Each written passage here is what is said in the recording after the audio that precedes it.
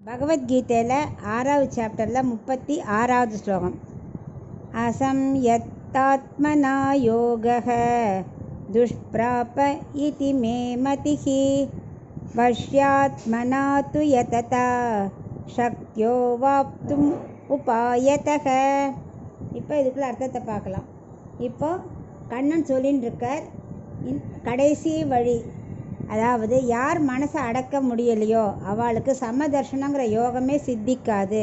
அவள் யாரையும் சமமாகவே எண்ண மாட்டா. ஆத்மா ஆனந்தமயங்கிற சமதர்ஷனம் கிடைச்சாதான் அவளால் இதெல்லாம் உணர முடியும். அதனால் மனசை அடக்கிறனோ அதுக்கு பிரயத்தனப்பட வேணும். அதுக்கு முக்கியமான வழியை ஆல்ரெடி சொல்லியிருக்கார். அதை நம்ம ஃபாலோ பண்ணாக்க ஆத்ம தர்ஷனம் கிடைக்கும், யோகம் சித்திக்கும் சொல்கிறார். அதை இப்போ படிக்கட்டு மாதிரி அபியாசம் சொல்கிறார்.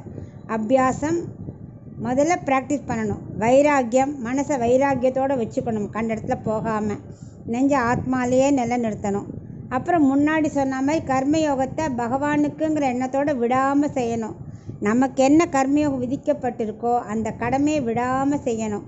அப்படி கடமையை விடாத செய்ய செய்ய மனசு ஒரு கட்டுக்குள்ளே வந்துடும். ஏன்னா நமக்கு நம்ம செய்யலை, பகவான் பிரீத்திக்காக பண்ணுறோம் இல்லையா, அப்போ மனசு கட்டுக்குள்ளே வந்துடும்.